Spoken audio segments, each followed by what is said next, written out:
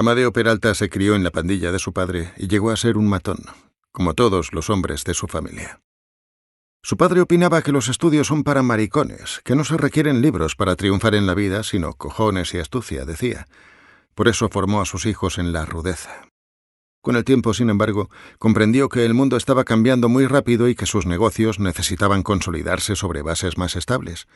La época del pillaje desenfadado había sido reemplazada por la corrupción y el despojo solapado. Era hora de administrar la riqueza con criterio moderno y mejorar su imagen. Reunió a sus hijos y les impuso la tarea de hacer amistad con personas influyentes y aprender asuntos legales para que siguieran prosperando sin peligro de que les fallara la impunidad. También les encomendó buscar novias entre los apellidos más antiguos de la región a ver si lograban lavar el nombre de los Peralta de tanta salpicadura de barro y de sangre. Para entonces Amadeo había cumplido 32 años y tenía muy arraigado el hábito de seducir muchachas para luego abandonarlas, de modo que la idea del matrimonio no le gustó nada. Pero no se atrevió a desobedecer a su padre. Comenzó a cortejar a la hija de un hacendado cuya familia había vivido en el mismo lugar por 6 generaciones. A pesar de la turbia fama del pretendiente, ella lo aceptó porque era muy poco agraciada y temía quedarse soltera. Ambos iniciaron entonces uno de esos aburridos noviazgos de provincia. Incómodo en su traje de lino blanco y sus botines lustrados, Amadeo la visitaba todos los días bajo la mirada atenta de la futura suegra o de alguna tía, y mientras la señorita servía café y pasteles de guayaba, él atisbaba el reloj, calculando el momento oportuno de despedirse. Pocas semanas antes de la boda, Amadeo Peralta tuvo que hacer un viaje de negocios por la provincia. Así llegó a Aguasanta, uno de esos lugares donde nadie se queda y cuyo nombre los viajeros rara vez recuerdan. Pasaba por una calle angosta, a la hora de la siesta, maldiciendo el calor y ese olor dulzón de mermelada de mangos que agobiaban el aire, cuando escuchó un sonido cristalino, como de agua deslizándose entre las piedras, que provenía de una casa modesta, con la pintura descascarada por el sol y la lluvia, como casi todas allí. A través de la reja divisó un zaguán de baldosas oscuras y paredes encaladas, al fondo un patio, y más allá la visión sorprendente de una muchacha sentada en el suelo con las piernas cruzadas, sosteniendo sobre las rodillas un salterio de madera rubia. Se quedó un rato observándola. «Ven, niña», la llamó por último. Ella levantó la cara y a pesar de la distancia él distinguió los ojos asombrados y la sonrisa incierta en un rostro todavía infantil. «Ven conmigo», mandó. Imploró Amadeo con la voz seca. Ella vaciló. Las últimas notas quedaron suspendidas en el aire del patio como una pregunta. Peralta la llamó de nuevo. Ella se puso de pie y se acercó. Él metió el brazo entre los barrotes de la reja, corrió el pestillo, abrió la puerta y la cogió de la mano, mientras le recitaba todo su repertorio de galán, jurándole que la había visto en sueños, que la había buscado toda su vida, que no podía dejarla ir y que era la mujer destinada para él. Todo lo cual podía haber omitido porque la muchacha era simple de espíritu y no comprendió el sentido de sus palabras, aunque tal vez la sedujo el tono de la voz. Hortensia había cumplido recién 15 años, y su cuerpo estaba listo para el primer abrazo, aunque ella no lo sabía ni podía darle un nombre a esas inquietudes y temblores. Para él fue tan fácil llevarla hasta su coche y conducirla a un descampado, que una hora después ya la había olvidado por completo.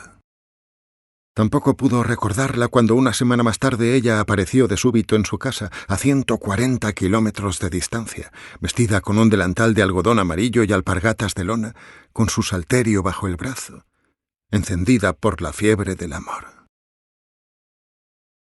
47 años más tarde, cuando Hortensia fue rescatada del foso donde había permanecido sepultada y los periodistas viajaron de todas partes del país para fotografiarla, ni ella misma sabía ya su nombre, ni cómo llegó hasta allí. «¿Por qué la tuvo encerrada como una bestia miserable?», acosaron los reporteros a Amadeo Peralta. «Porque se me dio la gana», replicó él calmadamente. Para entonces ya tenía 80 años y estaba tan lúcido como siempre, pero no comprendía aquel alboroto tardío por algo ocurrido tanto tiempo atrás. No estaba dispuesto a dar explicaciones. Era hombre de palabra autoritaria, patriarca y bisabuelo. Nadie se atrevía a mirarlo a los ojos y hasta los curas lo saludaban con la cabeza inclinada. En su larga vida acrecentó la fortuna heredada de su padre, se adueñó de todas las tierras desde las ruinas del fuerte español hasta los límites del estado y después se lanzó a una carrera política que lo convirtió en el cacique más poderoso de la zona. Se casó con la hija fea del hacendado, con ella tuvo 9 descendientes legítimos y con otras mujeres engendró un número impreciso de bastardos, sin guardar recuerdos de ninguna porque tenía el corazón definitivamente mutilado para el amor. A la única que no pudo descartar del todo fue a Hortensia, porque se le quedó pegada en la conciencia como una persistente pesadilla. Después del breve encuentro con ella entre las hierbas de un terreno baldío, regresó a su casa, su trabajo y su desabrida novia de familia honorable.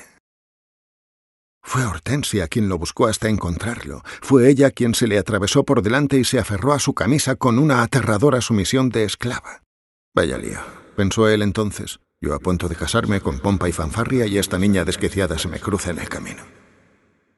Quiso deshacerse de ella, pero al verla con su vestido amarillo y sus ojos suplicantes, le pareció un desprecio no aprovechar la oportunidad y decidió esconderla mientras se le ocurría alguna solución.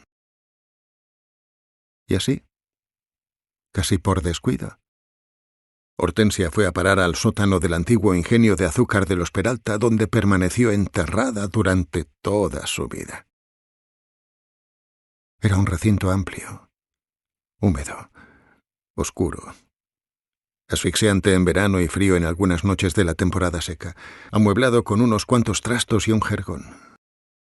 Amadeo Peralta no se dio tiempo para acomodarla mejor, a pesar de que algunas veces acarició la fantasía de convertir a la muchacha en una concubina de cuentos orientales, envuelta en tules leves y rodeada de plumas de pavo real, cenefas de brocado, lámparas de vidrios pintados, muebles dorados de patas torcidas y alfombras peludas donde él pudiera caminar descalzo.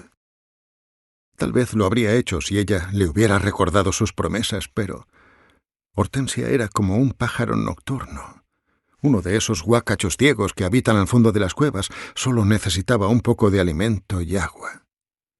El vestido amarillo se le pudrió en el cuerpo y acabó desnuda. «Él me quiere. Siempre me ha querido», declaró cuando la rescataron los vecinos. En tantos años de encierro había perdido el uso de las palabras, y la voz le salía a sacudones como un ronquido de moribundo. Las primeras semanas Amadeo pasó mucho tiempo en el sótano con ella, saciando un apetito que creyó inagotable. Temiendo que la descubrieran y celoso hasta de sus propios ojos, no quiso exponerla a la luz natural y solo dejó entrar un rayo tenue a través de la claraboya de ventilación. En la oscuridad retozaron en el mayor desorden de los sentidos, con la piel ardiente y el corazón convertido en un cangrejo hambriento. Allí los olores y sabores adquirían una cualidad extrema. Al tocarse en las tinieblas lograban penetrar en la esencia del otro y sumergirse en las intenciones más secretas. En ese lugar sus voces resonaron con un eco repetido, las paredes les devolvían ampliados los murmullos y los besos. El sótano se convirtió en un frasco sellado, donde se revolcaron como gemelos traviesos navegando en aguas amnióticas, dos criaturas turgentes y aturdidas. Por un tiempo se extraviaron en una intimidad absoluta que confundieron con el amor. Cuando Hortensia se dormía, su amante salía a buscar algo de comer y antes de que ella despertara regresaba con renovados bríos a abrazarla de nuevo. Así debieron amarse hasta morir derrotados por el deseo. Debieron devorarse el uno al otro o arder como una antorcha doble. Pero nada de eso ocurrió. En cambio, sucedió lo más previsible y cotidiano, lo menos grandioso. Antes de un mes, Amadeo Peralta se cansó de los juegos, que ya empezaban a repetirse. Sintió la humedad royéndole las articulaciones y comenzó a pensar en todo lo que había al otro lado de aquel antro. Era hora de volver al mundo de los vivos y recuperar las riendas de su destino. «Espérame aquí, niña. Voy afuera a hacerme muy rico.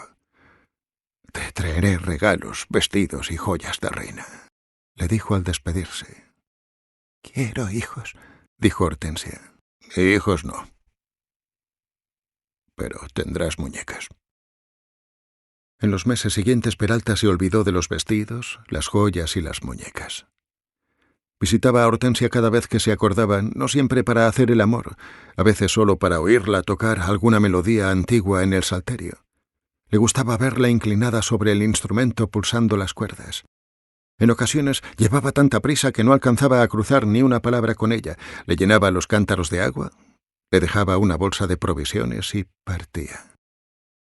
Cuando se olvidó de hacerlo por 9 días y la encontró moribunda, comprendió la necesidad de conseguir a alguien que lo ayudara a cuidar a su prisionera, porque su familia, sus viajes, sus negocios y sus compromisos sociales lo mantenían muy ocupado.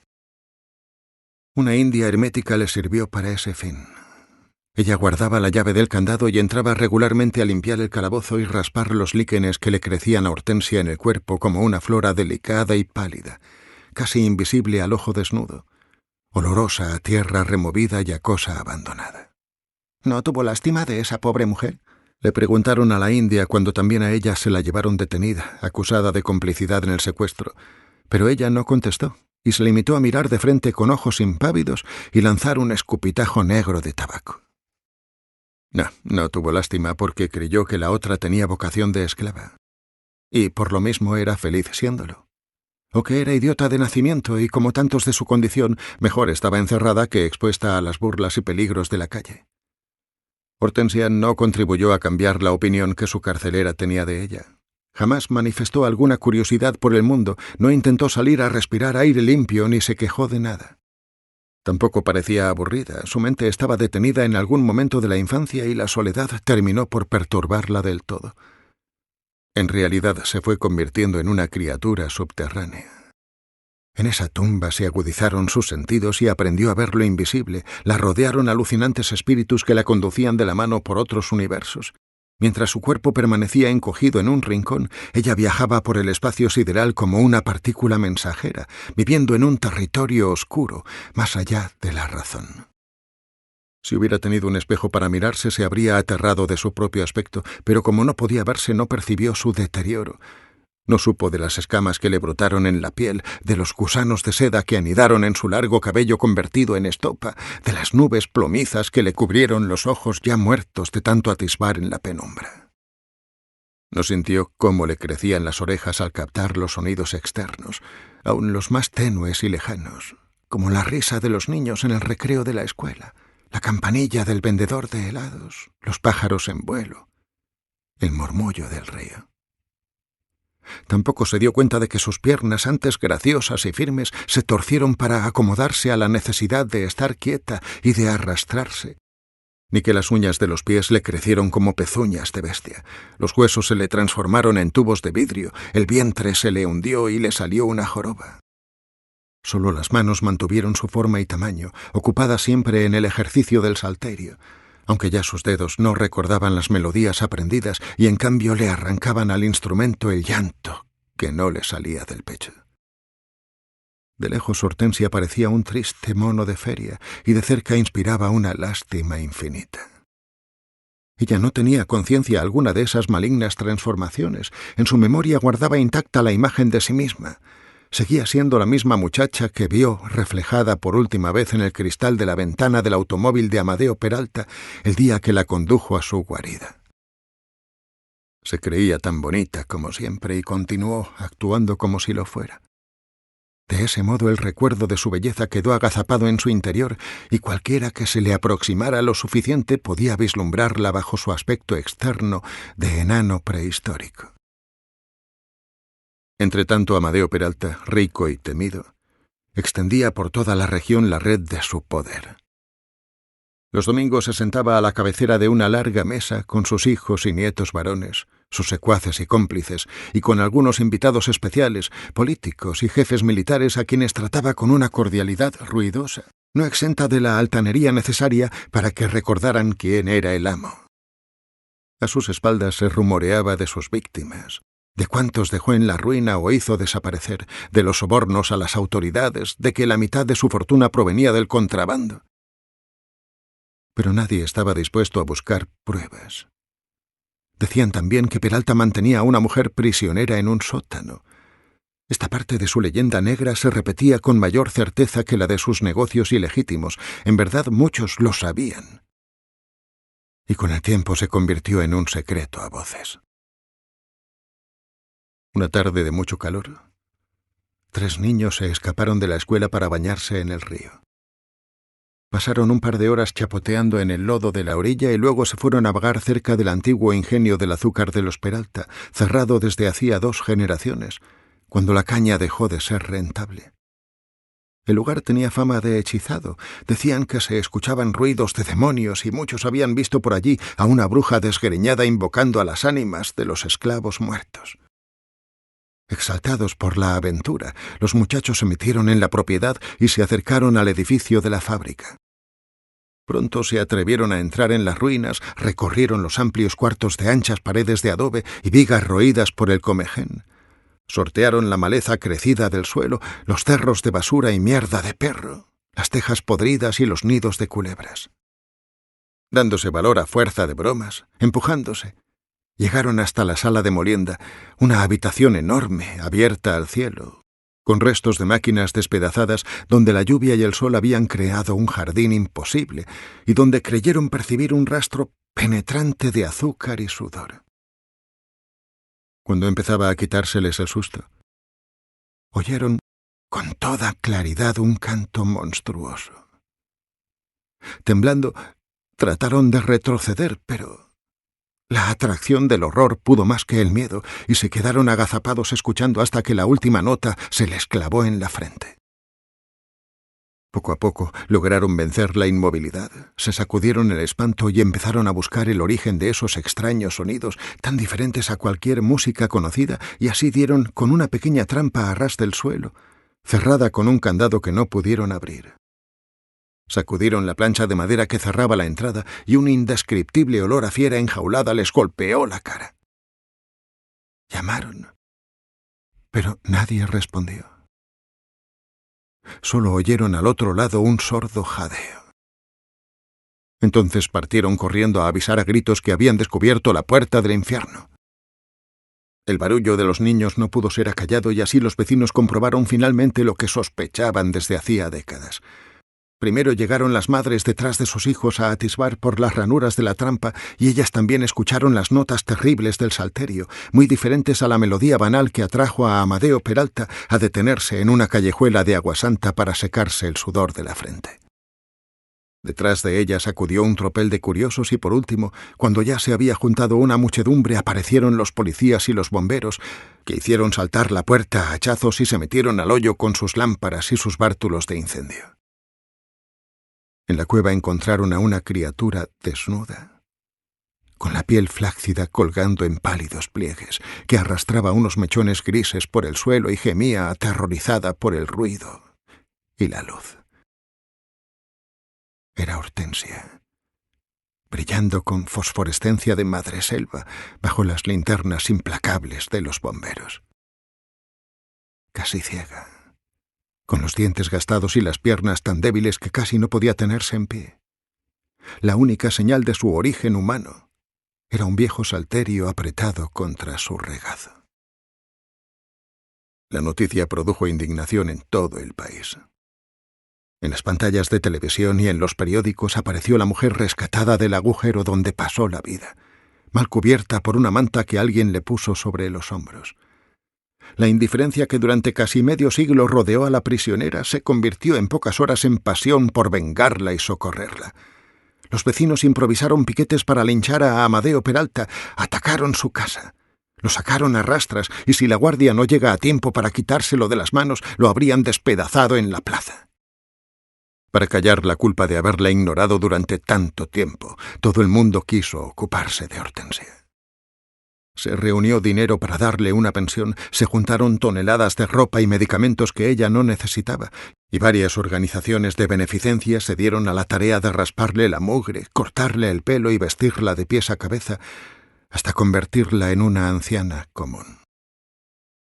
Las monjas le prestaron una cama en el asilo de indigentes y durante meses la tuvieron amarrada para que no se escapara de vuelta al sótano, hasta que por fin se acostumbró a la luz del día y se resignó a vivir con otros seres humanos. Aprovechando el furor público atizado por la prensa, los numerosos enemigos de Amadeo Peralta reunieron por fin el valor para lanzarse en picada en su contra. Las autoridades, que durante años ampararon sus abusos, le cayeron encima con el garrote de la ley. La noticia ocupó la atención de todos durante el tiempo suficiente para conducir al viejo caudillo a la cárcel y luego se fue esfumando hasta desaparecer del todo. Rechazado por sus familiares y amigos, convertido en símbolo de todo lo abominable y abyecto, hostilizado por los guardianes y por sus compañeros de infortunio, estuvo en prisión hasta que lo alcanzó la muerte. Permanecía en su celda, sin salir nunca al patio con los otros reclusos. Desde allí podía oír los ruidos de la calle. Cada día, a las 10 de la mañana, Hortensia caminaba con su vacilante paso de loca hasta el penal y le entregaba al vigilante de la puerta una marmita caliente para el preso. «Él casi nunca me dejó con hambre», le decía al portero en tono de excusa. Después se sentaba en la calle a tocar el salterio, arrancándole unos gemidos de agonía imposibles de soportar.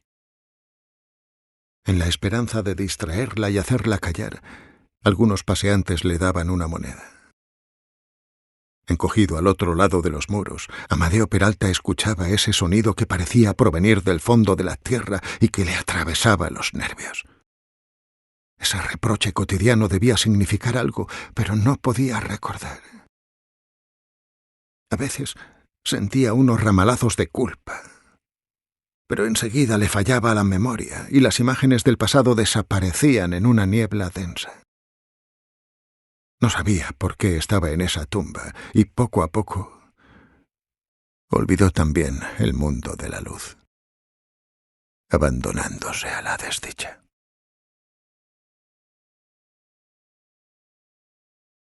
Has escuchado Si me tocaras el corazón, un relato corto de Isabel Allende en la voz de Joan Mora.